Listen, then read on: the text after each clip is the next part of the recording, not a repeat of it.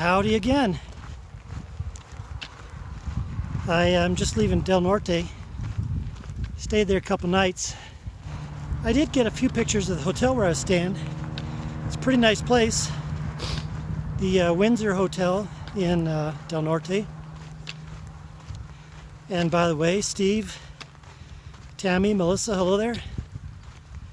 The hotel was originally built in the 1870s. What was it, 1874, guys? 1876? And stayed in operation for a long time. Then I guess in the 70s it closed up shop and just sat derelict for a while.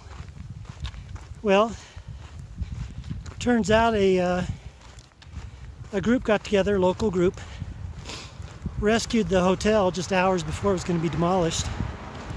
And they've done a exceptional job of restoring it to its past glory and modernizing it. So if you ever get into Del Norte, San Luis Valley in Colorado, stay there. It's a nice place. Got a nice restaurant there too, and they get a lot of activities going on too. The Windsor Hotel in Del Norte. So now I'm on to the last leg of my journey to Pueblo. 9 days.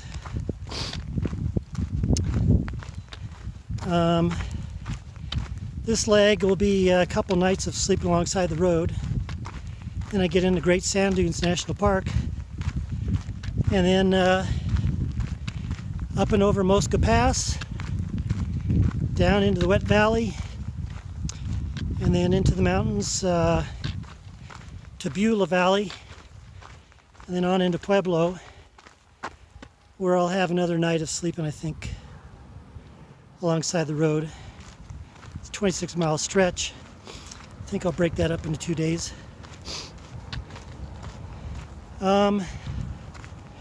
So that's been it for now. You can see the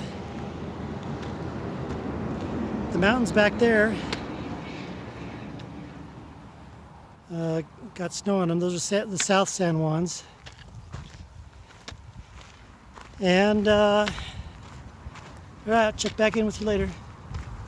Oh, by the way, I'll be crossing the Rio Grande River again, but for the last time. So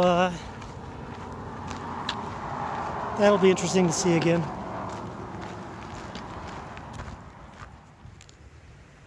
Really pretty clouds today. The weather's nice, probably let's say mid-70s. And the train tracks right along the Rio Grande. I was walking along a little country road here next to the highway. But oops, look what happened to the train tracks here. Yeah, I don't think a train's gonna be coming here through here anytime soon.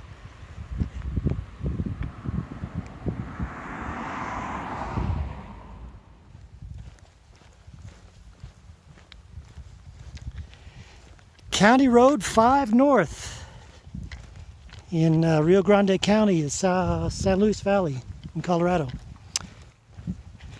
I just turned off Highway 160, and that's the last I'll see of Highway 160 for the rest of this trip, I think.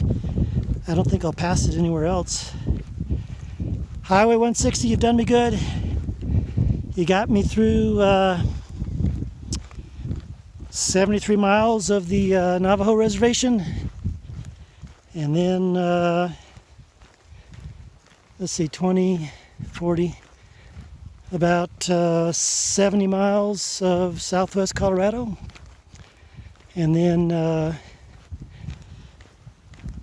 I left it in Durango, went up and over the mountains, the snowy mountains, and then got back onto it in South Fork a few days ago. Walked it 15 miles to Del Norte, and then 6 miles until I just turned off on this county road. This county road will be interesting too, for a couple reasons, or a few reasons. Number one, a couple days I'll be sleeping on the side of the road. That's no big deal. I got experience doing that. But reason number 2 is I'll be crossing the Rio Grande River for the last time and won't see it anymore. And then reason number 3, it'll be good practice for me to knock on some farmhouse doors and ask them for water. This section here is, I've got 43 miles now to Great Sand Dunes, but there's no water for the next maybe 38 miles, 35 miles.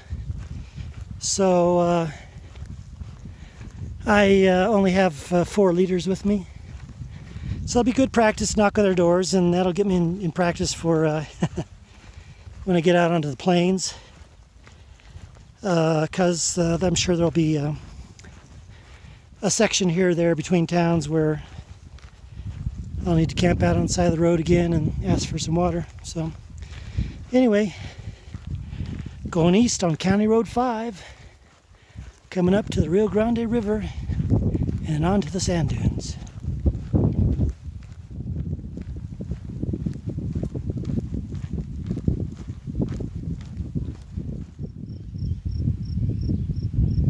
Well, those tanker cars are somewhat out in the open, but these are hidden.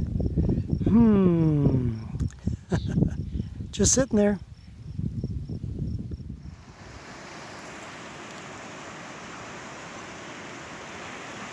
Well, this is it. Final time crossing the Rio Grande.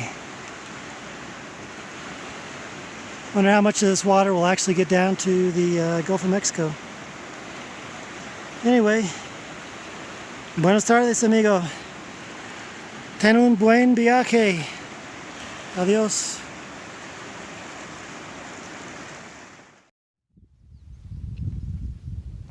The clouds look pretty and a little bit ominous at the same time, but they're just, they might be throwing a little bit of rain out there, or maybe a little virga that's not reaching the ground. And it's just that, I think it's just that orographic lifting that's occurring on the mountains. Typical afternoon thunderstorm stuff, but it's nothing's really going on here. But I want to mention also something that I just learned. This whole valley, it's called the San Luis Valley, it's really remarkably flat considering that it's in between these two, or all these mountain ranges. And like a lot of valleys that are between mountain ranges, it's not even bowed or doesn't even have any hills or anything like that. It's just completely flat. The thing I learned from one of the locals was that the Rio Grande River is the cause of all this. Through all its ages and ages of flowing from the mountains and just wandering, it's been wandering over this whole land, so that it has basically just made it a flat little table. So very interesting. And it is a flat land now that after I've gotten out of that first section where I crossed the Rio Grande. Nito Cabito, huh? Oh, by the way, can I zoom in on it? Alright, so that pass right there, right in the very middle of the screen, above those white buildings off in the distance and to the right of those snow-capped mountains, that's Medano Pass. That's where I was originally going to go. The Park Service closed it on one side, the Forest Service closed it on the other because the road is washed out. So I'd make some changes, and so now going over Mosca Pass right there in the middle, and that pass is actually about I think it's about 500 feet lower, but but it's a shorter approach. So it's about, I think it's about 15 to 1700 feet elevation gain in 3 or 4 miles, something like that. And then on the other side, that necessitated me trying to find some new routes. So it actually added about a day, an extra day to my route to Pueblo. So that's why it's taken 9 days. And also, well, I'll leave that for when I get up there. So Mosca Pass is the goal. And I think, let's see, 1, 2, Friday, Saturday. So I think I'll be going up that on Sunday.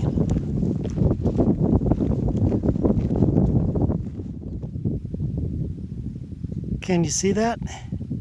Look how that cloud is coming down and touching the top of that peak there, the Sangre de Cristos. While we're at it, look at those clouds over there. It's always pretty watching the clouds at sunset. You really get good textures and lighting. Alright, enough meteorology. Let's go find a place to camp. I think I'll knock on those guys' door up there and see what they say. Wish me luck.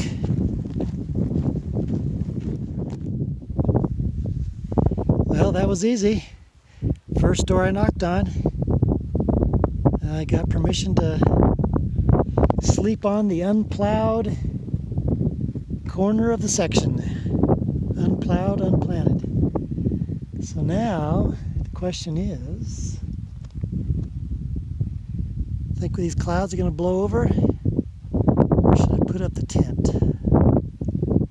I think I'm going to just sleep out under the stars, or the clouds as it may be. Because farmers know best, right? If they're watering their fields, they must know that it's not going to rain. Alright, so here's home for the night. I think this is Ronald Peterson. So thank you very much, Mr. Peterson, for the accommodations. Got a pretty big operation here too.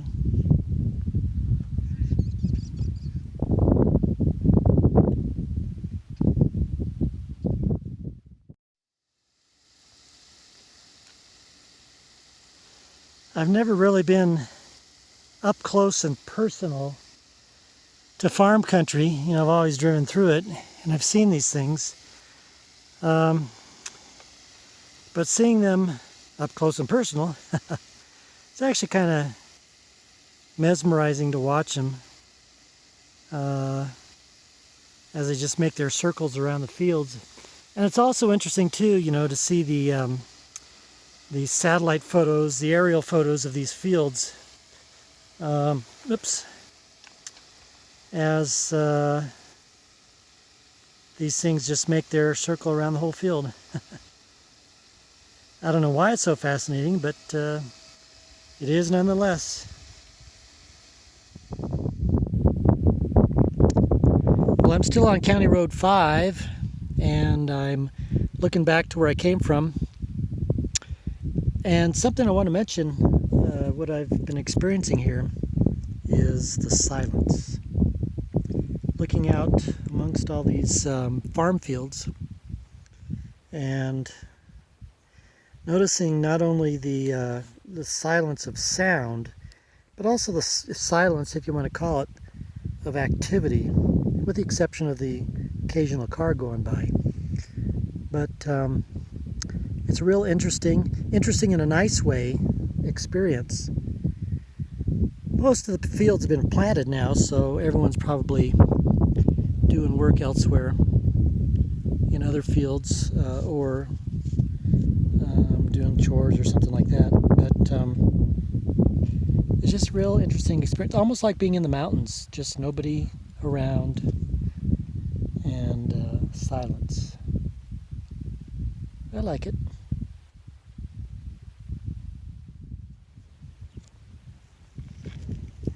Well, this is that time of day where I need to find a camp spot, but it looks like I've just about run out of farmhouses. I knocked on a door back there, but nobody was home. And this just seems to be an equipment yard. Nobody's there right now. So it's just me and the road. And see what I find.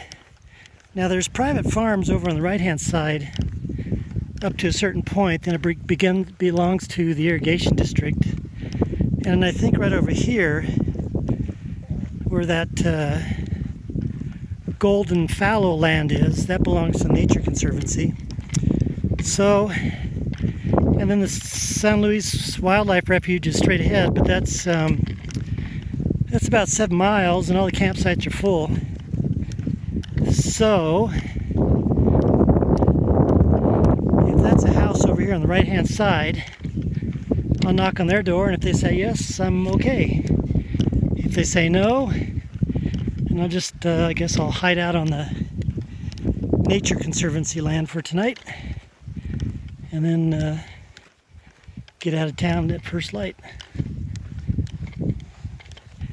By the way, there's the sand dunes. They don't look like much, but they're pretty big. And then Mosca Pass right there. And speaking of Mosca, you know, I told you earlier I was going to tell you what Mosca means. So my one question when I left Del Norte was to ask, well, how are the mosquitoes up here in the mountains?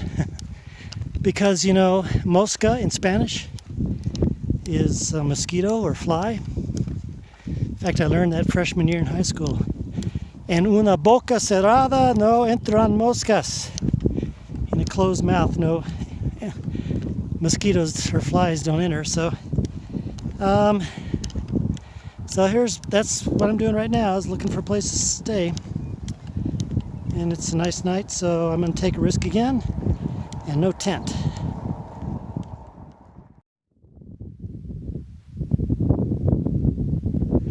Good Saturday morning.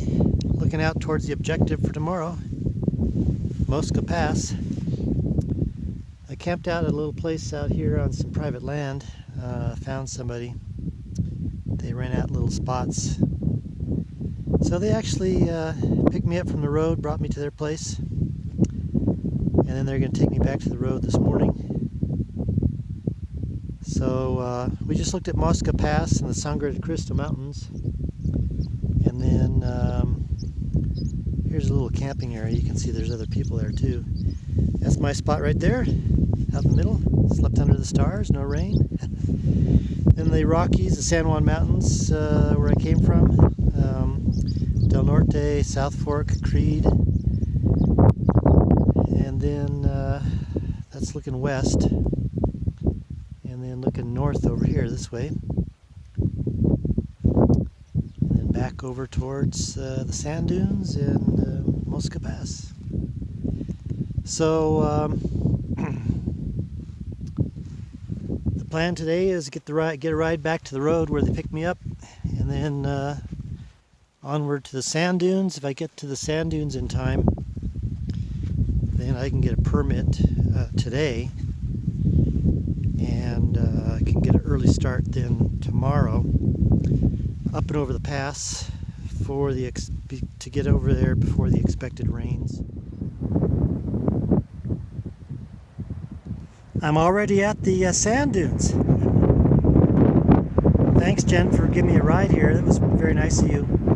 And best wishes on your life's journey. But these sand dunes, great sand dunes here.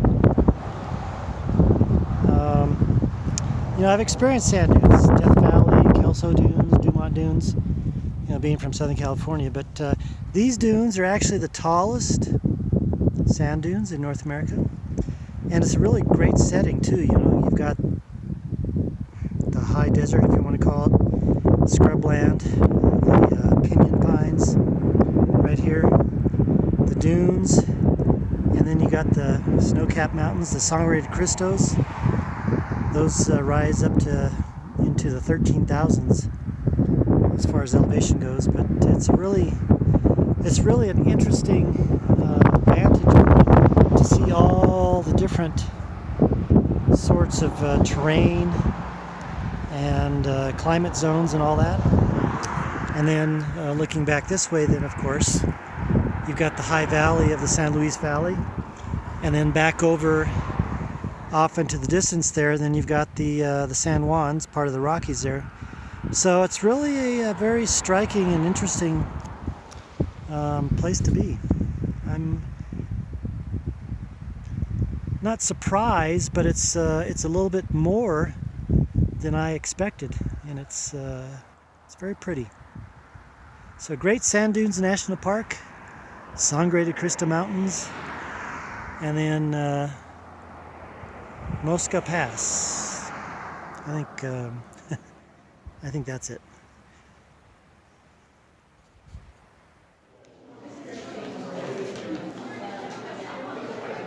So I'm here at the Great Sand Dunes National Park, waiting to get my backcountry permit along with all of these people here. But in the meantime, a nice view of the dunes out there. But also I had a little geology lesson. You people in here in Colorado, you probably know about this. That's the San Luis Valley right there. And there's the dunes. And so I guess up this way would be like Del Norte and South Fork. But I didn't know this. Back in the day, that was a caldera that went boom, and that's what actually formed the San Juan Mountains. I didn't know that. And then the Sangre de Cristo is eventually uplifted. So, learn something new every day. San Luis Valley used to be an old caldera. Huh. Okay, it's a little bit before noon, a little bit after 11, something like that. Just got the permit. Place is crowded. Had to wait about an hour or so in line, maybe an hour and a half almost. I guess it is busy because it's Father's Day weekend, I think. Anyway, so I got the permit going up Mosca Pass. So let me give you just a last look over here. So right down here, that's the San Luis Valley. And that previous clip, if I showed it, I didn't know this, but that San Luis Valley, that was the old caldera that went boom. And that's what formed the San Juan Mountains back there. San Juan Mountains are what I came up and over in the snow. And this area was all explored by the Spaniards back in the 1500s. Now here's the dunes again, we're looking westerly. That's west. And then behind the dunes here, see the two mountains. Okay, so that's Mount Herard. It's about 13,300. And that one is, I think it's Cleveland Peak, 13,400. And then Medano Pass is right in there where I was originally going. And then Mosca Pass will be, it doesn't look like much, but Mosca Pass is right there. So it's a little canyon going right up there. It's about 3.5 miles up.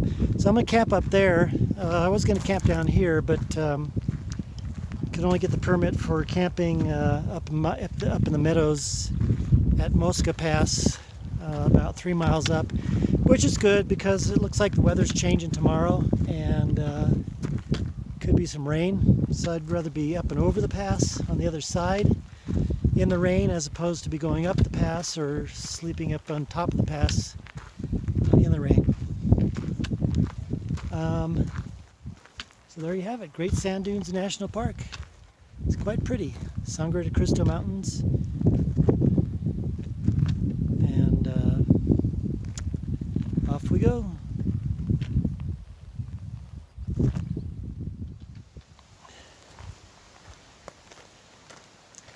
It's pretty already. I just started at the trailhead, about 100 yards back.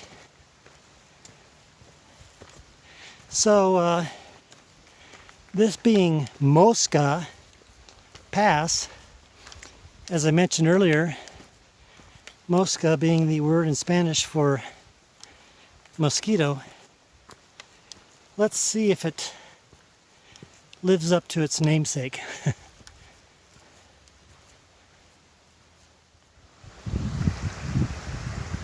Here's the first view of Mosca Creek. Basically, we will be following it pretty much all the way up to the pass. Water looks nice and clear, inviting. I'm sure it's cold. Pretty little trail so far.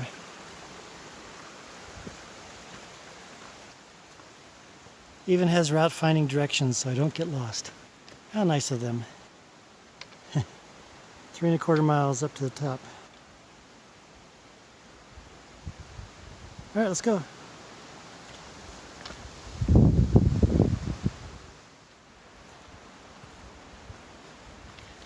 Oh, I also wanted to tell you, did I already tell you this? Mosca Pass, the first recorded American passage over the pass was by, was he a lieutenant?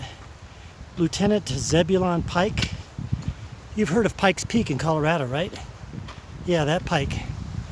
He and his men crossed over this pass east to west in 1807, having, as he recorded in his journal, gone through about 3 feet of snow, and then getting down to the dunes back that way. He said the first side of the dunes, it was like the sea in a storm, but as a different color. So, kind of interesting description. And the reason for the passage over the mountains here was because he was recording the what we bought with the Louisiana Purchase. So Jefferson did that big deal with France, and then now we had to go explore, see what we bought. Funny thing too is, as he and his party got out past the dunes into the San Luis Valley, came across some Spaniards, and the Spaniards promptly told him, "Hey, you're in Spanish territory." So they, for the most part, arrested him, and they had to all journey to Chihuahua, Mexico, where they then shipped him back to Louisiana. Kind of interesting story, huh?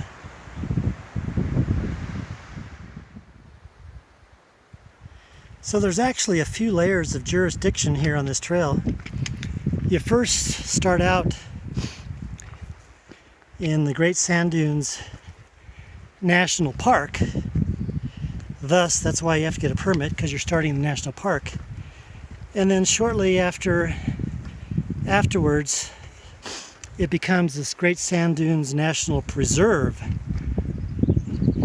And then it becomes, as you saw right there, the Sangre de Cristo Wilderness, which is actually, I believe, part of the Pike and San Isabel, or San Isabel and Pike, or just plain old San Isabel National Forest.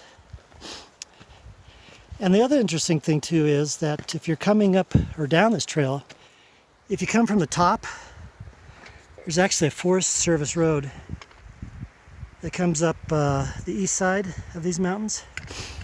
Up to the top there's a parking area. If you come on this trail and then come down, and then when you enter into the National Park, National Preserve, there's no permit needed. So, So if you're ever visiting Great Sand Dunes, or thinking of visiting Great Sand Dunes on a busy weekend, and you don't think you can get a permit, come up the east side.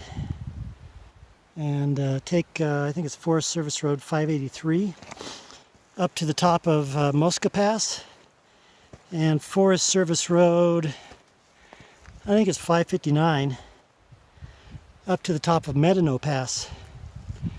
And then when you come down on the west side here, then no permit needed. That's the magic trick.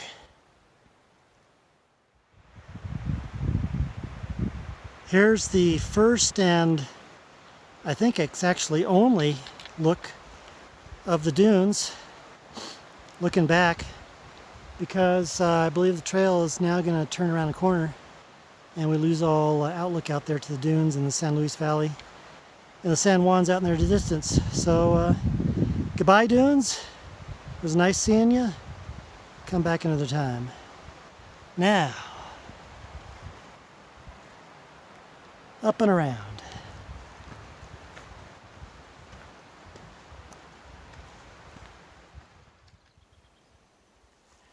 Remember back to that episode where I was coming up the Pine River Trail and remarking about the aspens not having leafed out? Well, this is what that should have looked like back then. So now I've gotten my aspen forest. Pretty, huh? So the trail is starting to flatten out here. Means I'm getting relatively close to the top. There's a meadow up here somewhere where the designated camping area is. So I think I should be there pretty soon.